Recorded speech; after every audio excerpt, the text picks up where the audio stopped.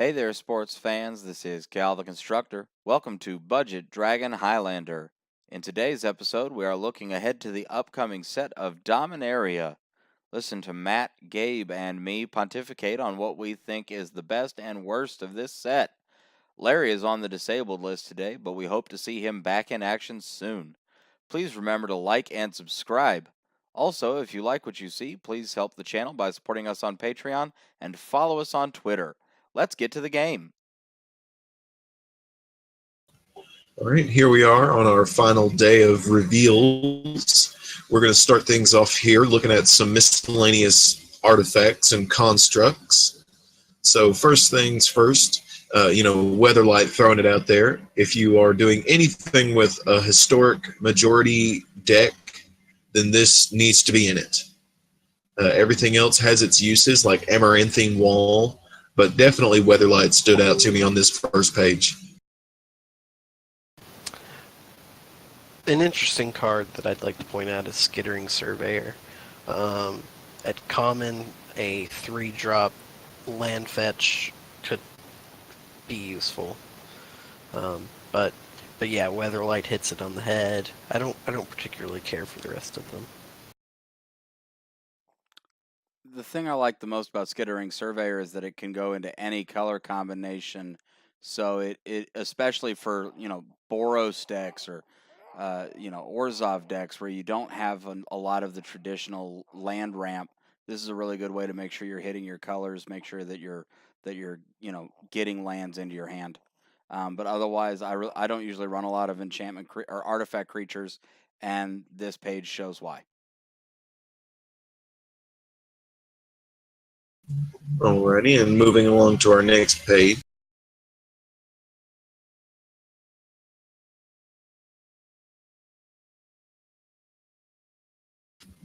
Here we've got some specific equipments. Now, of the 6 that we have on here, the 2 that I really, really love most are Black Blade Reforged and Helm of the Host.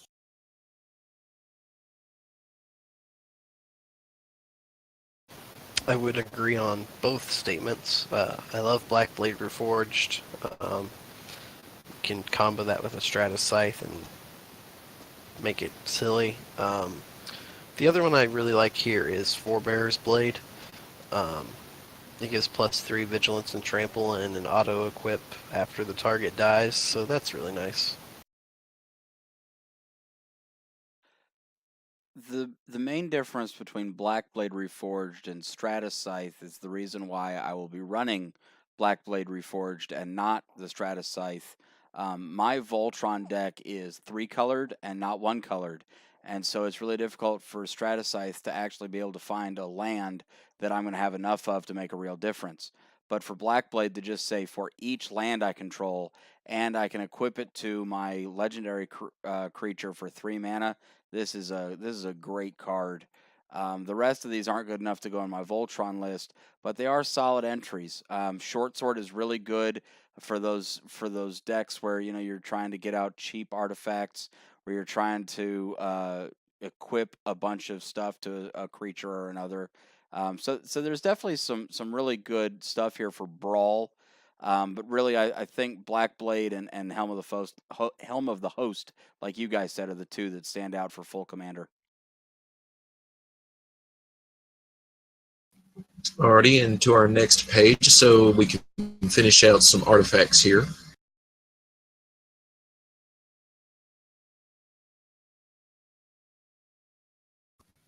Now, of these, probably the one that I find the biggest use out of is the Thran Temporal Gateway, especially if you've got a lot of high cost historic permanents in your hand, then this card should see a lot of use in those decks. Mox Amber stands out because it's a Mox that I can actually afford. And so we talked about that. That's probably the only Mox I'll ever own. The other card I really like here is Dampening Sphere. The fact that you can just limit land ramp and hold everyone down and make sure they only cast a certain number of spells a turn can make it easier to get some of your win conditions going. I totally agree with you, Gabe. Thran Temporal Gateway is going to see a lot of play. I think that's going to go really well into Super Friends decks that you don't have to worry about having the right colors of mana. It reminds me of Quicksilver Amulet, except it also hits all your artifacts, all your planeswalkers, and all of your sagas. So I think this is going to see a lot of play. I know I'm picking one up for my Dragons deck, specifically so that it's a second copy of Quicksilver Amulet. Matt, I'm with you. Damping Sphere is great. It shuts down Gaia's Cradle. It shuts down Nykthos. It shuts down Cabal Coffers. And it also tells anybody who's trying to cast a lot of spells in a turn, well, sorry, your combo math doesn't work anymore. It makes it much more difficult to go infinite because a lot of those are predicated on being able to get one extra mana. A Power Stone Shard seems like something that would be really good in limited, where you're able to have any number of them you want that you're cracking out of packs, but it's going to be hot garbage in Commander because you can only ever have one of them unless you combo it with something that lets you make copies of artifacts. But I think that's a long way to go to be able to get to Soul Ring or to Thran Dynamo. I really like Navigator's Compass for the end of the battlefield, gain life, and then as soon as it's on the battlefield, it makes your land, one land a different basic land type, so you can start getting those buddy lands to come in untapped. You can change what color mana you have to make sure you're getting your spells right. So I think Navigator's Compass is going to be a really important spell in really just about every format.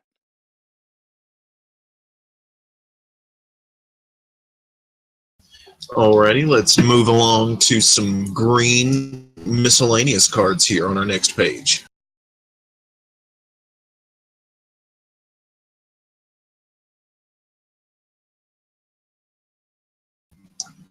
Looking at this list here, as far as these 6 cards are concerned, I'm definitely seeing some potential in here. Some for Brawl, some for different kinds of decks. But all of them have their uses if you can find them. I would agree. Most of them, besides Gaia's Protector, have uses in specific things. I really like Adventurous Impulse. Being able to pull out a creature or land for 1 green is really good in the common format, and so is Ancient Animus. It's common for 2, +1/+1 to a legendary, and it fights. So I like that as well. I also like Arbor Armament, being able to put a counter on something and then give it reach as a good defensive maneuver against flying, which green always has trouble with.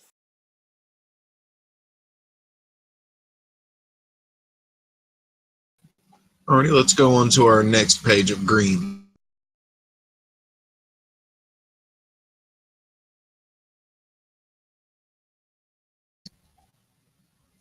Well, looking here, you see some more mana ramp with Llanowar Envoy and Llanowar Scout.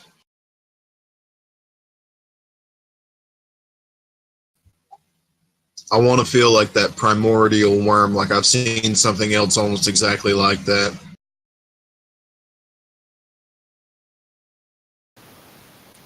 The thing that stands out to me, besides the Envoy tapping for, you can add one of any mana color, it's a little expensive, but if you're playing a Pauper multicolored, that's a really easy way to get around it. Llanowar Scout, obviously extra mana, so that'd be cool. But the one that really stands out is Sylvan Awakening. For 3 mana, all your lands become 2/2 elementals with reach, indestructible, and haste. The thing that stands out there is indestructible, so swing for the fences.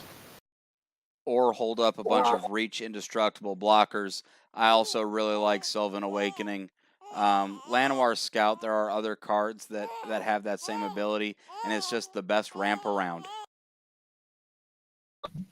I think it's safe to say that anyone would love to see Sylvan Awakening when it's not being used against them.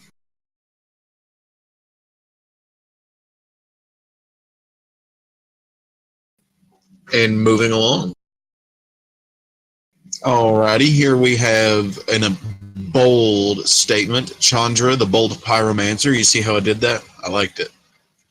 And then we've got some stuff that corresponds well with her, if you think so. My favorite card on this page is Timber Gorge because it's a common multicolored land. Chandra Bold Pyromancer herself has its uses. It's a 6-drop, so that's a little heavy, but adding 2 mana right after it, I can see that having uses. But her -7 is mean if you let it stay around for a couple turns. I don't think this is the worst Chandra to be printed in a Planeswalker deck. I could definitely see this getting some play. I think Pyromantic Pilgrim might get some play in a Wizard Tribal Brawl deck. Them reprinting Timber Gorge is always nice. But yeah, that's.